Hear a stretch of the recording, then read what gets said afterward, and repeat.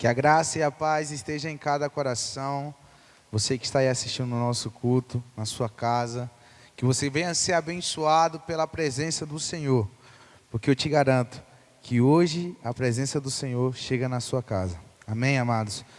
E nesse momento a gente vai estar orando pelas igrejas, vamos estar orando pelo nosso Brasil, pelo mundo, e que tudo isso venha passar logo, e que nós venhamos encontrar os nossos amigos, que nós venhamos encontrar juntamente com o corpo da igreja, e que nós venhamos adorar a Cristo em unidade. Amém?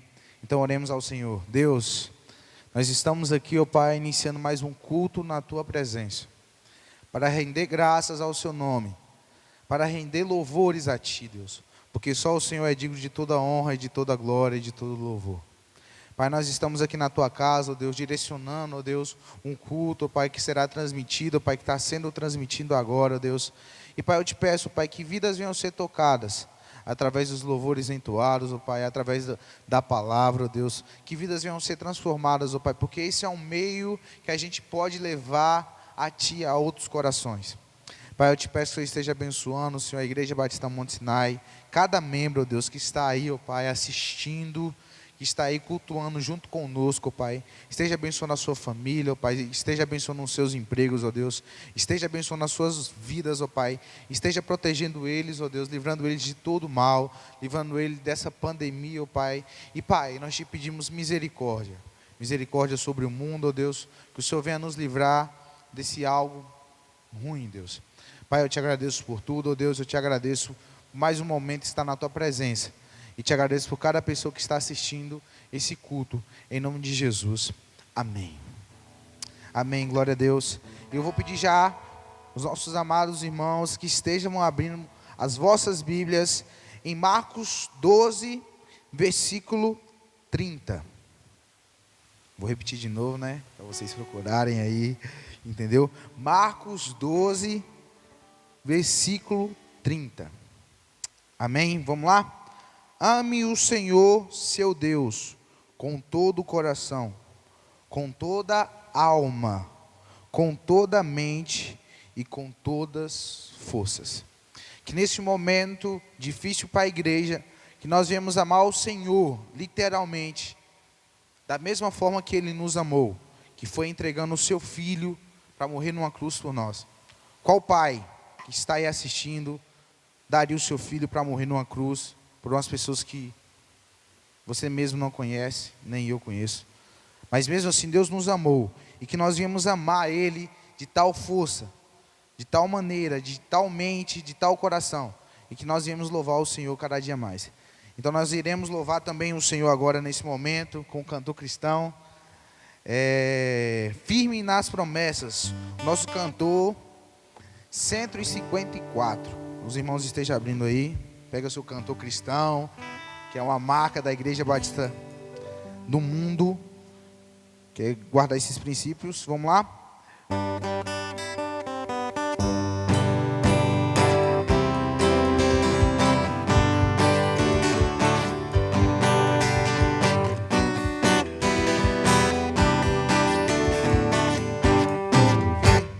Firme nas promessas do meu Salvador, cantarei louvores ao meu Criador, vivo pelos séculos o seu amor, firme nas promessas de Jesus, firme,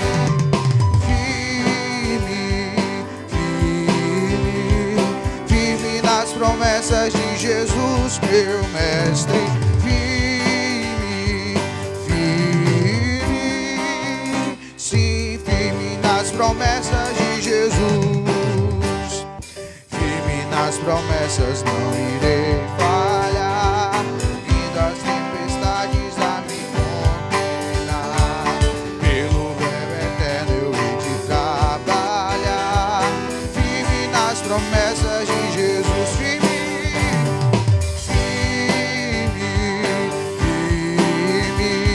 firme nas promessas de Jesus, meu mestre.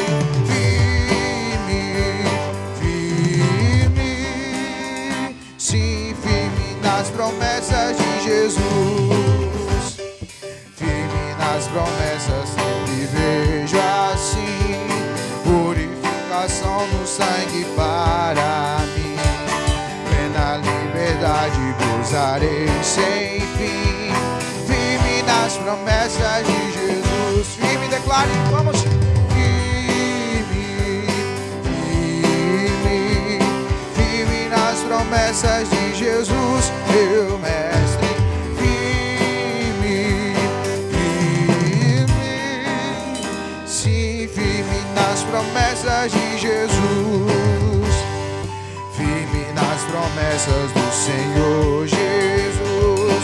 Em amor ligado com a sua cruz. Cada dia mais me alegro na luz. Firme nas promessas de Jesus. Firme, firme, firme, firme nas promessas de Jesus, meu mestre. Firme, firme, sim, firme nas promessas de Jesus. Amém. Que você continue firme nas promessas do Senhor e que você venha cada vez mais render graças, que você venha cada vez mais render glórias ao único que é digno de toda honra e toda glória. E neste momento eu te convido a louvar o Senhor, porque eu vejo a glória do Senhor hoje aqui e você com certeza vê a glória do Senhor hoje aí na sua casa. Amém? Nesse momento você continua batendo palmas, adorando ao Senhor. Fique à vontade no seu lar, amém? As palmas.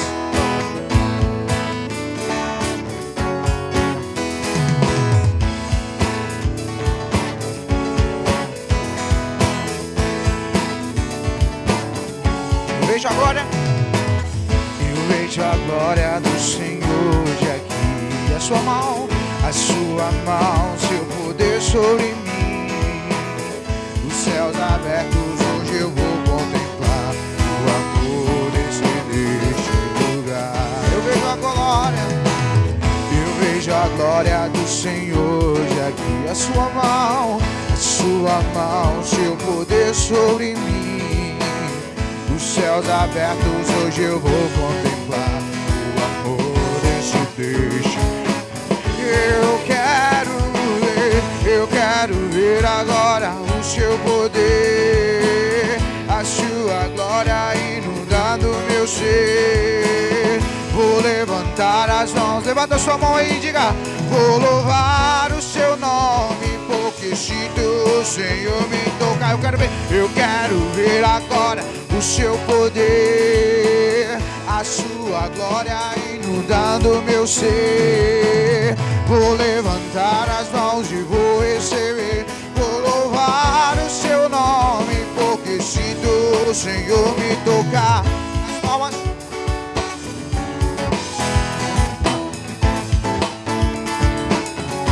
Vamos, eu vejo a glória. Eu vejo a glória do Senhor hoje aqui. A sua mão, seu poder sobre mim. Os céus abertos, hoje eu vou contemplar o amor destino. Eu quero ver agora o seu poder, a sua glória inundando meu ser. Vou levantar as mãos e vou receber.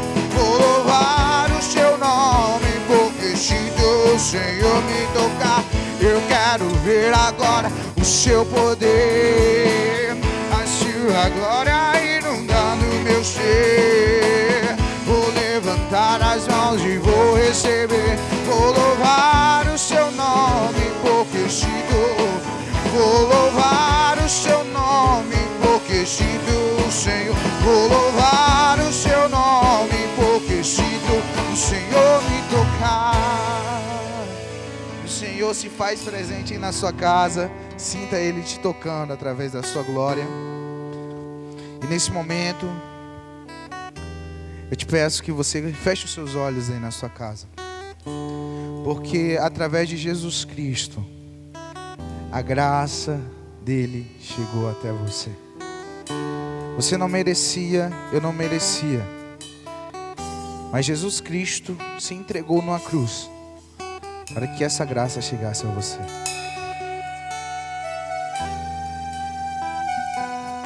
nesse momento você medite nessa canção.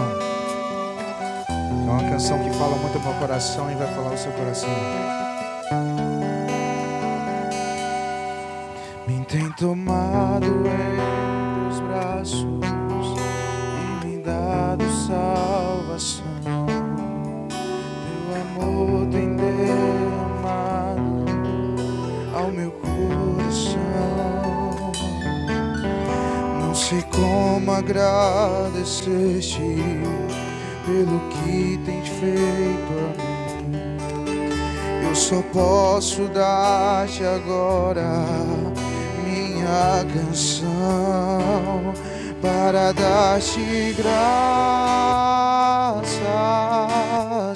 graças, Senhor, graças, meu Senhor Jesus,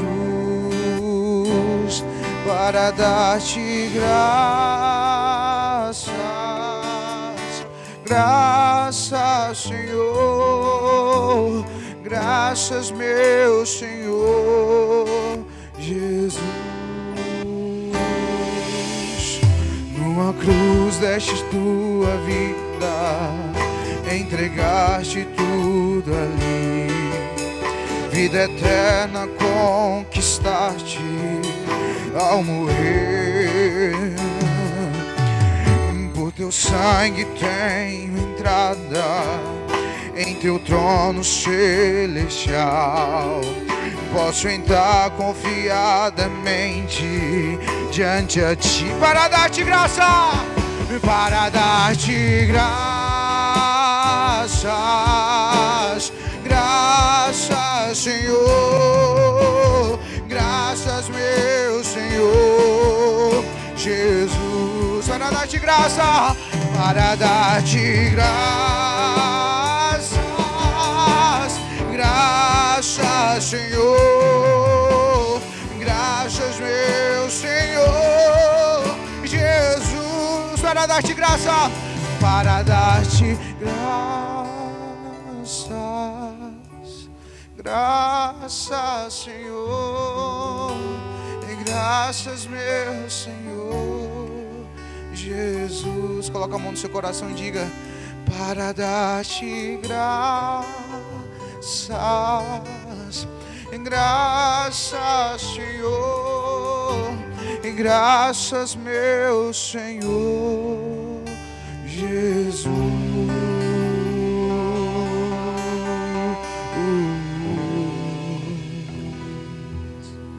Amém. Que nós viemos cada vez mais render graça ao único que é digno de toda honra e toda glória.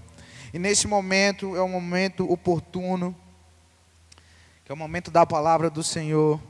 E a gente tem a presença do nosso irmão Luiz Paulo, que vai ser um grande seminarista, um grande pastor na presença do Senhor.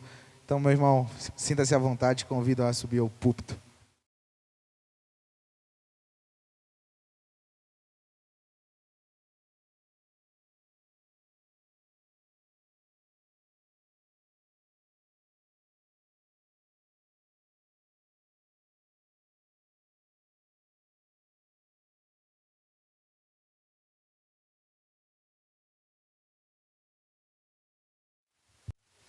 Boa noite a todos que estão nos acompanhando neste culto.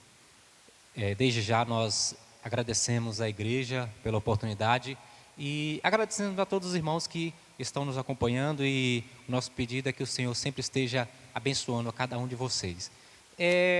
A palavra que vamos trazer hoje para a igreja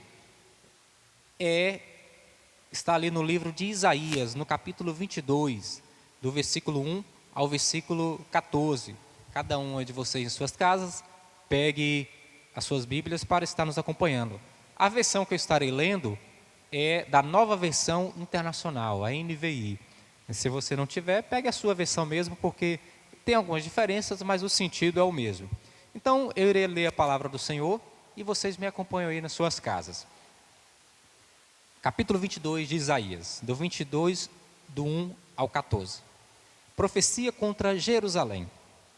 Advertência contra o vale da visão. O que está perturbando vocês agora, que os levou a se refugiarem nos terraços, cidade cheia de agitação, cidade de tumulto e alvoroço? Na verdade, seus mortos não foram mortos à espada, nem morreram em combate. Todos os seus líderes fugiram juntos, foram capturados sem resistência. Todos vocês foram encontrados e presos, embora tendo fugido para bem longe. Por isso eu disse: afastem-se de mim, deixem-me chorar amargamente, não tentem consolar-me pela destruição do meu povo. Pois o soberano, o Senhor dos exércitos, enviou um dia de tumulto, pisoteamento e pavor ao vale da visão, dia de derrubar muros e de gritar por socorro pelos montes. Elão apanhou a aljava e avança com seus carros e cavalos. Quir ostenta o escudo. Os vales mais férteis de Judá ficaram cheios de carros, e cavaleiros tomaram posição junto às portas das cidades. Judá ficou sem defesas naquele dia. Naquele dia vocês olharam para as armas do palácio da floresta e viram que a cidade de Davi tinha muitas brechas em seus muros. Vocês armazenaram água no açude inferior, contaram as casas de Jerusalém e derrubaram algumas para fortalecer os muros. Vocês construíram um reservatório entre os dois muros para a água do açude velho, mas não olharam para aquele que fez essas coisas, nem deram atenção àquele que há muitos planejou. Naquele dia, o soberano, o Senhor dos exércitos, os chamou para que chorassem e pranteassem, arrancassem os seus cabelos e usassem vestes de lamento. Mas, ao contrário, houve júbilo e alegria, abate de gado e matança de ovelhas, muita carne e muito vinho. E vocês diziam: comamos e bebamos, porque amanhã morreremos. O Senhor dos exércitos revelou-me isto: até o dia de sua morte não haverá propiciação em favor desse pecado, diz o soberano, o Senhor dos exércitos. Que o Senhor aplique essas palavras em nossos corações. Então, como disse para vocês, esse texto aqui está em Isaías, então convém a gente contextualizar um pouco sobre esse livro de Isaías e esse profeta. Isaías foi um profeta que viveu cerca de 700 anos antes de Cristo. Ele foi um dos profetas que atuaram no Reino do Sul, que era Judá, tribo que fazia parte desse reino, né? E foi um dos profetas pré-exílicos. O que isso significa? Ele atuou bem antes do povo de Israel ser exilado, ser conquistado por outro povo e ser levado cativo. Esses profetas pré-exílicos alertavam ao povo a que permanecessem nos caminhos de Deus. Caso contrário, uma terrível queda iria incorrer a toda a nação. O tema central do livro de Isaías, qual é? Salvação. Então, se lermos o livro de Isaías, a gente vai encontrar essa palavra salvação 27 vezes. Então, esse é o tema do livro de Isaías, salvação. O povo de Israel precisava sim de um Salvador. Esse povo de Israel, ele sempre se vangloriou por ser o povo escolhido.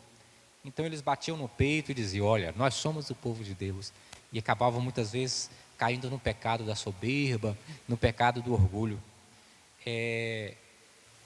Eles se diziam o povo escolhido de Deus, mas não tinham prazer em obedecer a esse Deus. Eles eram como uma garrafa com o rótulo do produto, mas não havia conteúdo. Para que serve? E aí, entrando no capítulo 22 do livro de Isaías, essa é uma profecia contra Jerusalém. E na nova versão internacional, ela começa com uma palavra bem significativa. A palavra é advertência. Qual é a sensação que nós temos quando ouvimos alguém dizer: fulano, ciclano, eu tenho uma advertência contra você? Logo vem aquela preocupação, não é verdade? O que será que será dito a mim? O que será que eu fiz? Onde será que eu errei? Então a palavra advertência, ela acaba trazendo esse peso. E esse capítulo 22 de Isaías, pelo menos na nova versão internacional, começa com essa palavra, advertência. Numa outra versão tem a palavra ameaça. Então, a situação do povo não era boa. A situação do povo de Israel. Jerusalém realmente tinha grandes motivos para se preocupar. Jerusalém era a capital. Vejamos um pouco mais. A partir do versículo 2, que diz o seguinte: cidade cheia de agitação, cidade de tumulto e alvoroço. Na verdade, seus mortos não foram mortos à espada, nem morreram em combate. O profeta profetiza sobre uma grande derrota que a nação sofreria. Muitos se refugiariam, outros morreriam, outros seriam presos mesmo tendo fugido para bem longe. E aí, a partir do versículo 6 e 8, fala que a terra desse povo seria sitiada. O que significa sítio? Nesse contexto aqui, é quando há uma nação ali, há uma cidade, e vem um outro povo poderoso e acaba dominando esta nação. Olha o que diz, versículo 6 e versículo 7. Elão é um dos reis poderosos daquela época e que iria dominar sobre Israel. Elão apanhou aljava e avança com seus carros e cavalos. Quir, um outro líder, ostenta o escudo. Os vales mais férteis de Judá ficaram cheios de carros dos exércitos inimigos, e cavaleiros tomaram posição junto às portas da cidade. Judá ficou sem defesas. Naquele dia, vocês olharam para as armas do palácio da floresta. Olha que coisa terrível que aconteceria ali, aquela nação. Olha o início do versículo 8. Judá ficou sem defesas. Vocês imaginem aí um povo que precisava se proteger contra possíveis invasões externas. A gente sabe que naquela época, ainda hoje, mas naquela época acontecia muito essas guerras em que nações lutavam para conquistar outras e se tornarem mais poderosas. De repente, como Judá se encontra? Sem defesas. Sem defesas. Então, um caso bem dramático daquela cidade. E aí no versículo 9, está dizendo o seguinte: e vereis as brechas da cidade de Davi. Olha o que acontece. De repente, diante da chegada do inimigo, a cidade de Jerusalém se vê sem defesas, e até os seus muros, que poderiam de alguma forma segurar um pouco o inimigo, estavam cheios de buracos, cheios de brechas. Havia buracos nos muros que possibilitariam a entrada dos exércitos inimigos. Agora a pergunta que surge é a seguinte: o que estava fazendo esse povo durante todo esse tempo que não mantinham firmes e restaurados os muros da cidade? O que será que eles estavam fazendo? Eles vacilaram. E por causa disso, a queda seria dura. Agora é muito interessante como a cidade é lembrada aqui. Vamos ver de novo aqui o início do versículo 9. E viram que a cidade de Davi tinha muitas brechas em seus muros. Olha como a cidade é denominada. Cidade de Davi. Aquele que foi o principal rei de Israel ali no Antigo Testamento. Cidade de Davi. Então, observe que não era apenas uma cidade, era a cidade desse grande rei de Israel. E aí eu fico imaginando o povo hebreu andando nas ruas da cidade em tempos de paz e dizendo: olha, batendo no peito, nós moramos na cidade de Davi. Davi viveu aqui, Davi governou daqui. Muitas das conquistas dele, ele planejou aqui nesta cidade. Mas eles não percebiam a real situação em que enfrentavam. Agora, nós temos batido nessa tecla de que a situação do povo não era boa. Onde é que vai falar a razão do porquê a situação do povo não era boa? O próprio livro de Isaías fala disso. Peguem as Bíblias de vocês aí lá no livro de Isaías, capítulo 1, versículo 2 ao 4. Isaías, capítulo 1, versículo 2 ao 4, que vai falar o seguinte: uma nação rebelde, ouçam, ó céus, escute, ó terra, pois o Senhor falou, criei filhos e os fiz crescer, mas eles se revoltaram contra mim. O boi reconhece o seu dono, e o jumento conhece a manjedoura do seu proprietário, mas Israel nada sabe. O meu povo nada compreende. Ah, nação pecadora, povo carregado de iniquidade, raça de malfeitores, filhos dados à corrupção, abandonaram o Senhor, desprezaram o Santo de Israel e o rejeitaram. Está aqui mostrando os pecados desta nação, deste povo. Podemos resumir dizendo que o pecado do povo era rebeldia contra o Senhor, eles eram praticantes da maldade e da corrupção e abandonaram e desprezaram ao Senhor. Que coisa terrível, né? Abandonaram o próprio Deus que um dia havia escolhido esta nação, e eles agora rejeitavam esse Deus. Eles não foram obedientes a Deus e se desviaram dos seus princípios, e por isso sofreriam a consequência. Aí a gente faz algumas observações aqui a respeito ainda dessa nomenclatura que o povo dava à cidade, cidade de Davi. Observe que a gente pode tirar a seguinte conclusão: o fato de Davi ter pisado naquela cidade, morado nela, não iria salvá-los. E aqui me recordo as palavras do Senhor Jesus numa de suas conversas com os fariseus. Os fariseus, eles se vangloriavam de serem os filhos de Abraão, mas não tinham o comportamento, o temor, a fé em Deus que Abraão tinha. João Batista já dizia aos fariseus o seguinte no capítulo 3 de Mateus. Mateus capítulo 3. Estamos indo agora ao Novo Testamento. Mateus capítulo 3, versículo 9. João Batista vai dizer o seguinte aos fariseus: não pensem que vocês podem dizer a si mesmos, Abraão é nosso pai, pois eu digo que destas pedras Deus pode fazer surgir filhos a Abraão. Olha que coisa interessante. Olha a repreensão que João dá a eles. É como se João quisesse dizer para eles o seguinte: vocês estão se vangloriando por uma capa, mas vocês não têm o conteúdo. E o que Deus quer é o conteúdo. Deus não se preocupa com a aparência, Deus se preocupa com o conteúdo. Mas na certa, esses fariseus se vangloriavam porque haviam conquistado um posto religioso na nação, as pessoas os respeitavam, eles cumpriam as suas obrigações religiosas, mas e o coração deles?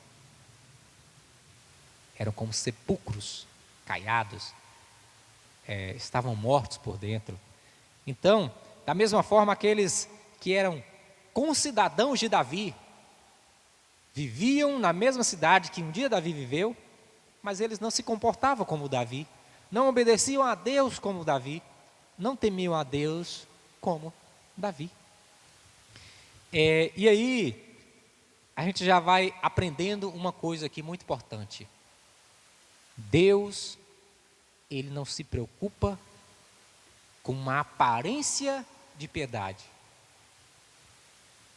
Ele olha assim, se o nosso coração é piedoso. Quando a gente fala piedoso aqui nesse contexto, é no sentido de um coração que reconhece os seus pecados, reconhece como é pequeno e se devota a Deus, que é o Senhor, o único que é grandioso. Não há lugar para o orgulho no meio daqueles que buscam ao Senhor. Não há lugar, porque aquele que se vangloria se exalta, e aquele que se exalta não exalta a Deus. E aí o Senhor sempre repreende o povo por viver de aparência.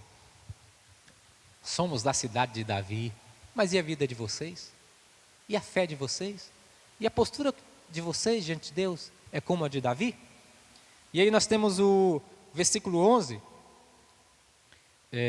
voltando, né, a Isaías 22, o versículo 11 vai dizer o seguinte: vocês construíram um reservatório entre os dois muros para a água do açude velho, mas não olharam para aquele que fez essas coisas, nem deram atenção àquele que há muito as planejou. Olha que interessante. Eles não olharam para aquele que fez tudo, que é para o próprio Deus. Para quem deveriam olhar, não olharam. Esse versículo é uma amostra clara de que Deus ficava em segundo plano no dia a dia daquele povo. O que estava prestes a acontecer com aquele povo não era fruto de algo repentino. Não era algo que aconteceria de repente.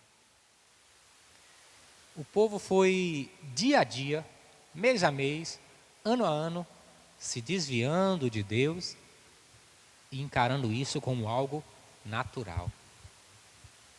Vocês já viram aquela ilustração que dizem por aí, de que se colocar um sapo dentro da água fria e ligar o forno, vai esquentando e o sapo vai acostumando e morre ali dentro?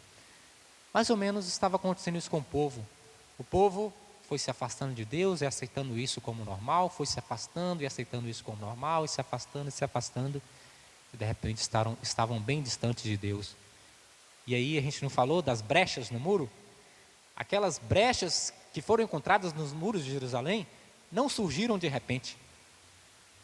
Começou com uma pequena rachadurazinha, mas talvez eles dissessem: não, é só uma rachadura. Aí foi vindo chuva, e o sol, e vindo as intempéries do tempo, o vento, e criando erosão naquele muro, e foram aumentando as rachaduras, e aumentando, e aumentando, e de repente o muro estava todo deteriorado. Como é que um muro todo deteriorado iria proteger a nação contra um povo muito mais forte que viria do outro lado? No versículo 8 de Isaías 22, fala: naquele dia vocês olharam para as armas do palácio. Diante de uma situação de necessidade de proteção, eles foram lá e olharam para as armas do palácio. Olharam para o que a cidade tinha a oferecer como forma de combate durante a batalha, mas não olharam para aquele que é antes de todas as coisas, que é antes até da existência de Jerusalém, e que realmente poderia protegê-los. Às vezes nós também cometemos esse erro de olhar para o lado errado, de procurar proteção onde não encontraremos. Ao dizer isso, eu não estou dizendo que a gente deva ser imprudente. Temos que fazer a nossa parte, mas sabendo que mesmo esta parte que estamos fazendo, que é o que chamamos de nossa parte, só podemos porque Deus nos permite, Deus nos concede. E aí, o versículo 12 vai falar o seguinte, versículo 12 de Isaías, vai dizer: naquele dia o soberano, o Senhor dos exércitos, o chamou para que chorassem e pranteassem, e usassem vestes de lamento. Em outras palavras, o que o Senhor queria do povo aqui? Que o povo se arrependesse de seus pecados. Não era o choro pelo choro, o lamento pelo lamento, mas é como se o Senhor dissesse: se vocês conseguirem olhar para dentro de vocês, vocês vão ver o real estado de vocês e irão se lamentar e chorar. Quando fala vestes de lamento, é nesse sentido aí, né? De mostrar quem se é de fato. Mas como eles agiram? A resposta está aí no versículo 13. Mas ao contrário, houve júbilo e alegria, abate de gado, e matança de ovelhas, muita carne e muito vinho. E vocês diziam: comamos e bebamos, porque amanhã morreremos. Então, o povo vivia numa cegueira espiritual e por isso não vigiavam. Havia falta de vigilância aí, né, e cegueira. a ponto do povo não saber a real situação em que se encontravam. Diante de tudo isso, eu levanto uma pergunta: o que aprendemos com toda essa história aqui? Lemos sobre um povo, Jerusalém, o povo de Judá, o povo de Israel. Lemos sobre um povo. Lemos sobre um Deus que procurou alertar o povo de sua situação. E lemos sobre um povo que andava descuidado e não examinou-se a si mesmo. E o que a gente aprende com tudo isso, com toda essa história? Eu coloquei aqui alguns pontos. Primeira coisa, a gente aprende que uma vida de aparência não nos mantém fortes quando os dias difíceis vierem.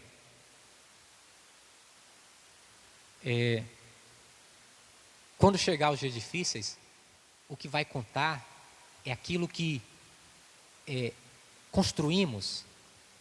E muitas vezes essa construção acontece quando damos lugar a Deus e vamos dizendo: Senhor, vai me fortalecendo, vai me capacitando.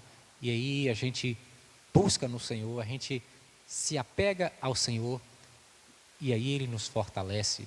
Agora, uma mera aparência de força não é nada, não é nada. Uma mera aparência de cristão, isso não é nada. Segundo ponto, Deus precisa ser o primeiro e o maior em nossa vida. Observe, não só ser o primeiro, Ele precisa ser o primeiro, mas também o maior em nossa vida. Para aquele povo de Israel, Deus não era o primeiro. Deus não era o primeiro. Talvez até da boca para fora eles dissessem: Deus, Deus, Deus. Mas Deus não era o primeiro na vida deles. E o terceiro ponto: não podemos deixar brechas em nossa vida, em nosso lar, que possibilite o inimigo entrar e causar danos. Aquela cidade de Jerusalém, aquele povo, deixou brechas nos muros e a cidade ficou enfraquecida. Será que eu tenho deixado brechas em minha vida? E cada um de vocês que tem nos ouvido aí, reflita sobre si mesmo. Será que você tem deixado brechas em sua vida que de alguma forma possibilite o inimigo entrar e causar estragos? E aí? E aí a gente pode colocar algumas questões aqui e que fica para vocês examinarem. Quais poderiam ser essas brechas? Quais poderiam ser essas brechas? Eu posso citar algumas. Aceitar o pecado como sendo algo natural, naturalizar o pecado, isso é uma brecha e que vai crescendo. Posso citar uma outra coisa: a manutenção de pecados ocultos. Na frente dos outros, uma coisa, mas na realidade está guardando o pecado oculto. Isso vai enfraquecendo, isso vai enfraquecendo. Isso pode gerar a sua queda. Uma terceira coisa que eu poderia citar é a mentira. Aceitar uma mentirinha aqui, outra mentirinha ali, uma mentirinha aqui, outra mentirinha ali. Todas essas coisas vão gerando brechas na vida. Outras coisas que eu posso citar: sentimentos ruins como o rancor, o orgulho, o ódio. O orgulho é mais individual, no sentido de eu me exaltar. Isso é um pecado e que pode gerar uma brecha em minha vida. Só Deus é grande. Nós devemos ser humildes diante do Senhor. E humilde diante dos outros também. Já os pecados do ódio, do rancor, são pecados, digamos assim, comunitários. Uma pessoa sente em relação à outra. Alguém aceitar que tais sentimentos permaneçam dentro do coração, vai fazendo com que você fique fraco. E brechas vão ficando dentro de você, e o inimigo pode entrar e causar um tremendo estrago. Então, o que cada um deve fazer diante disso? Procurar a Deus e falar: Senhor, mostra-me como está a minha vida de verdade. De verdade. Eu não quero viver de aparência. Mostra-me, Senhor. E se há aspectos em minha vida que precisam ser corrigidos, me mostre, para que eu corrija. E se há aspectos em minha vida que só o Senhor pode corrigir, então opere em minha vida, Senhor, e restaura a minha vida. Então, isto é o que nos ensina, essas aqui são reflexões que a gente tem, que a gente trouxe a partir do capítulo 22 de Isaías, e que cada um de vocês estejam examinando seus corações diante de Deus, e o Senhor vai gerar uma obra na vida de cada um. Queremos orar para encerrar esse momento. Santo e eterno Deus, Rei da Glória, te glorificamos pela tua misericórdia, te glorificamos pelo teu cuidado, te glorificamos, Senhor, pelo teu ensino. Eu quero te pedir que o Senhor esteja abençoando, Pai, a vida de cada pessoa que acompanhou esta palavra, Senhor, e que acompanhou este culto. Esteja abençoando a cada um, esteja abençoando também a família de cada um, Pai. E se há áreas na vida dessas pessoas que precisam ser tratadas,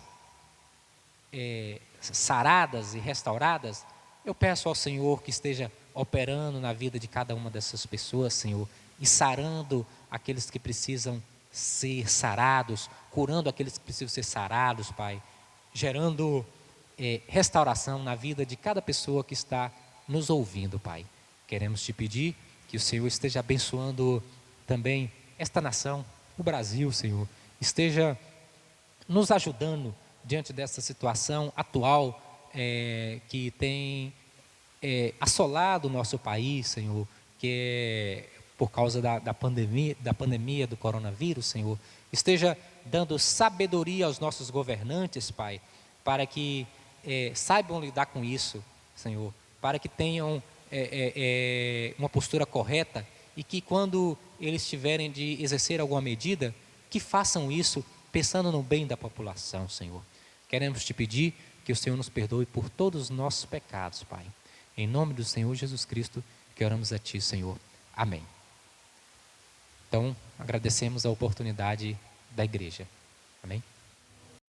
Amém, meus irmãos. Então, siga aí a nossa programação da semana. Domingo, EBD. EBD, a classe dos adultos estão no Facebook da igreja. A classe dos jovens vai estar, acho que na classe do Nades, no Instagram do Nades. Não, porque foi na Paula. É isso aí mesmo, no Instagram do Nades, a juventude, e no Instagram da nossa irmã Dani, os adolescentes, certo, Luan? Então, vamos lá também. E o culto, domingo à noite, às 19 horas, vai estar um culto online, e que você venha adorar o Senhor junto conosco. Ação social da igreja, ajude-nos com 1 quilo de alimento, pode ser arroz, feijão, macarrão, o que Deus tocar no seu coração, então ajude, porque a igreja, ela está no momento, cada um nas suas casas, mas a igreja não para. Creio que vem muita gente aqui no templo buscar alimento, como pegar água também. Então a igreja não fechou, ela não para. Então a gente precisa da sua contribuição. Os aniversariantes da semana. Na sexta-feira, a nossa irmã Luana Rezende. Que Deus possa te abençoar, minha querida. Que Deus abençoe você. Que você venha crescer em espírito e em verdade. E no domingo, nosso irmão Guede e a nossa irmã Isabelle Dizene, que Deus possa abençoar a sua vida também, nosso irmão Grede também, que Deus venha te abençoar muito, e que assim sigam, e que Deus abençoe a semana de cada um, amém? Um abraço. Então, meus irmãos, você aí da sua casa, esteja fazendo uma oração silenciosa, agradecendo a Deus por mais esse momento de adoração a Ele, e que nós também viemos cada vez mais orar, uns pelos outros, que Deus abençoe, oração final, está encerrado esse culto. Então vamos orar para encerrar o nosso culto. Pai, nós te agradecemos, ó Deus, por mais essa oportunidade de estar na sua casa, por mais essa oportunidade de cultuar o seu santo nome. Deus, que essa live, ó Deus, que esse culto venha chegar aos corações e que pessoas venham sair transformadas através do seu Espírito Santo. E que nós venhamos crescer cada vez mais em amor. E que nós venhamos cada vez mais estar firme nas promessas que o Senhor tem para conosco. Pai, eu te agradeço por tudo, ó Pai. Essa oração que eu te faço, agradecido em nome de Jesus. Amém.